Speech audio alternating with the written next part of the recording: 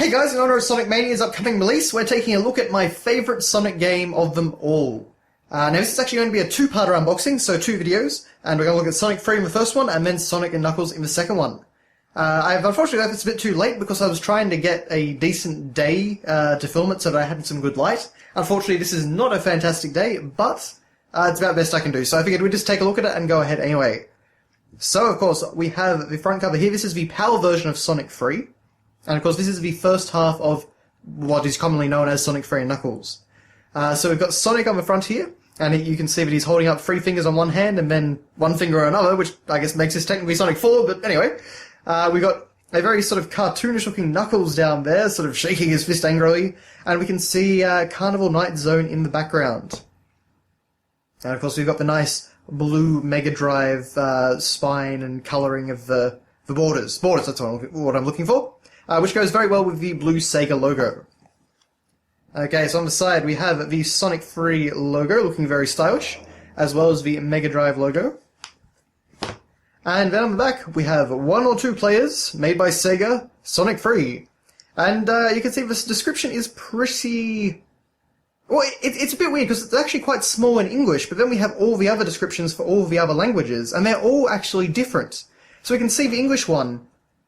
6 great levels, all new special stages, new enemies in his biggest adventure yet. And that's all we got for English. But you can see in the German one, for example, they talk about Sonic 2, bonus level, 16 meg, da-da-da. So they obviously go on with a lot more rigmarole in other languages, which is a bit weird, but anyway. I guess Sega UK weren't feeling it. Then on the side we have some screenshots showing off things like the title screen, Launch Base Zone, the Blue Sphere minigame, and of course Angel Island Zone. As well as a full shot of very cartoonish-looking Knuckles down there. But, you know, that's... Yeah, Sonic 3 really is one of the best-looking 16-bit games around, so it certainly shows up very well, and I do like this back of the box. They've done it in a very stylish way with sort of pictures being overlaid over the spine. Okay, and then we have part of pack only, not to be returned separately. So I imagine that this copy actually came with someone's Mega Drive. It was actually part of a sort of buy the console, get a game deal. Okay. Then we have the cartridge, and you can see it is just Sonic himself, just like the front cover, so nothing too exciting. But it's all pretty normal in there. We've got the Sega logo on the back. Assembled in the UK, that's quite rare. And of course we've got the usual patents and caution stuff. Like avoid exposing cartridge to extreme temperatures. Or don't immerse it in water. All the sort of common sense things you'd expect. But beyond that, we have our instruction manual. And unfortunately, like most Mega Drive manuals, it is done in such a way where we have every language sort of spread out over everything, and it's all black and white. So it's not the most exciting manual to look at, but it does have some fun content in it, if nothing else. Let's see some diagrams of the Mega Drive, the different models of Mega Drive. That's Mega Drive Model 1 and Model 2 over there, I think. I have that one anyway. Yeah, Mega Drive 2, that's what it says. Sonic's adventure continues. So we can see a little picture from the game there. Sonic Hedgehog 3 takes place on a mysterious floating island, not called Angel Island for some reason, which holds many special powers. The source of these powers are Chaos Emeralds. In Sonic the Hedgehog 2, Sonic and Tails thought they had destroyed the Death Egg, which was Dr. Robotnik's heavily armoured ship. Instead, Dr. Robotnik managed to crash land on a floating island. After learning that the island is able to float in the sky by harnessing the power of the emeralds, the Doc decides to steal the emeralds so he can repair his Death Egg ship. And we get a little bit more. So to obtain the emeralds, Dr. Robotnik tricks Knuckles, the guardian of Floating Island's Chaos Emeralds. He also tells Knuckles that Sonic and Tails are the ones trying to steal the emeralds. So that's why, Knuckles attacks them at the start of Sonic 3. And is a constant pain throughout the whole game. But of course you can play as Sonic or Tails, and this is the game where Tails actually became more of a unique character because he could actually fly. And you could do some sort of combo things, like you could pick up Sonic in a 2-player game. But aside from that, just usually, there's the usual sort of things. Sonic's goals, explaining how you play the game. Meet Knuckles the Echidna. Age, 15 years old. Species, Echidna. Favourite foods, fruit, especially grapes, which is why they have some grapes growing outside of Sky Sanctuary in Sonic Generations. So that's a very cool little reference. And of course, special abilities, discovering hidden passageways and using his Knuckles to dig. Of course, he was actually not playable in this game. Okay.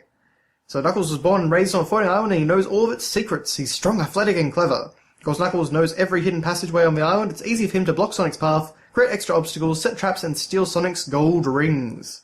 I don't know why they're called gold rings rather than just normal rings, but anyway. And we even get some stuff about like an ancient civilization lived on a floating island, so for the echidnas, of course. There is actually a lot of kind of fun Sonic lore, as weird as that is to say in here. Of course, explaining all our moves, our super moves, spin, dash, attack, and Tails to the rescue. So of course you can use a second control pad to control Tails, and Tails can sort of make Sonic fly for a little bit, which is always handy. The Insta Shield, which is one of my favourite abilities from any Sonic game. It's a little bit disappointing to me for that's not in Sonic Mania, but hopefully the drop dash will be, make up for it. Okay, starting up the game, save feature. That was one of the other big things. Sonic 3 was the first Sonic game to have a save feature. A very good one, actually.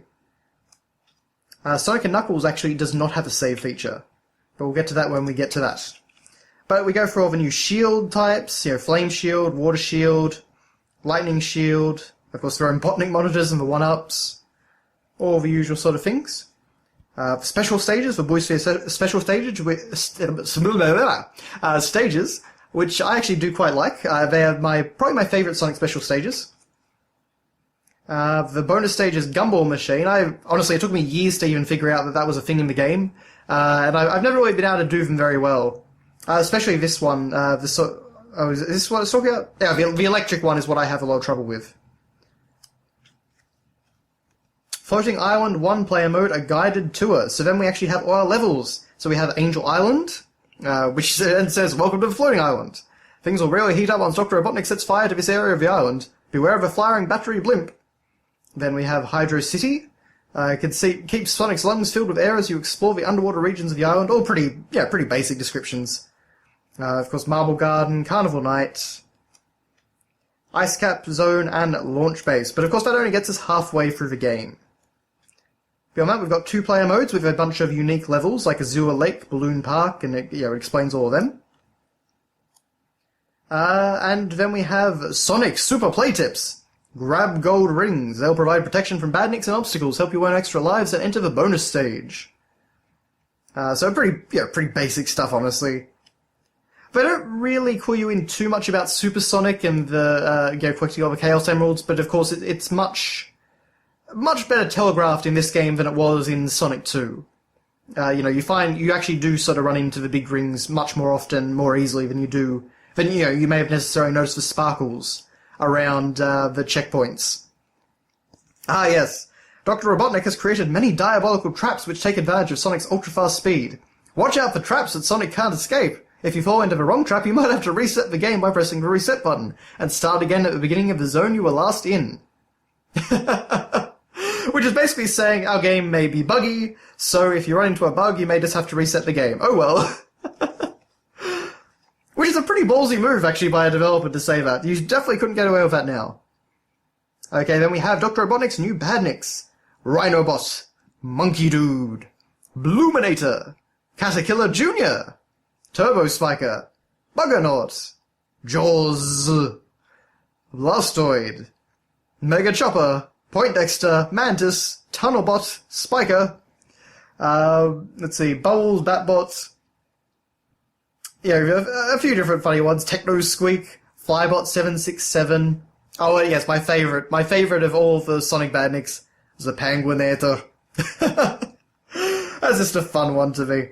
Oh, and of course Ribot, I kind of like that pun as well. But, a lot of sort of cute, fun little names for the enemies there. And that's it. That's the manual.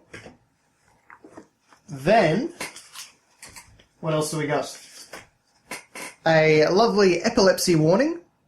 Very, very exciting. I don't think Sonic 3 is an overly, screen flashy game, but certainly a lot of games from the time were. And then finally, we have a pretty stock standard, this came with a lot of Mega Drive games, poster/ad, and I've got to try and get as much as I can in front of the camera. So this just basically talks about a bunch of different Mega Drive games that were out, Revenge of Shinobi, Castle of Illusion, Toe Jam and Earl, Streets of Rage, Moonwalker, Ghostbusters, all kinds of things for various systems. can see we've got an ad for the system of the various products from Sega right there, including the Master System converter. Right at the top of the RPG there, we have Super Hydlide. Not exactly a great game you want to be spruiking, but anyway. And it just shows a bunch of games of different genres. I'm sorry I can't really show that off there. It's a bit hard the way I've got this set up. But we also do get, on the other side, a Sonic 1 poster. Which, again, I can't really show off very well, but it's a pretty nifty poster. Just with sort of Sonic there, some Badniks, and Robotnik's over there. You can just see him over there. But it's a pretty stock standard poster, but a very cool thing nonetheless. Although, where do I put this down?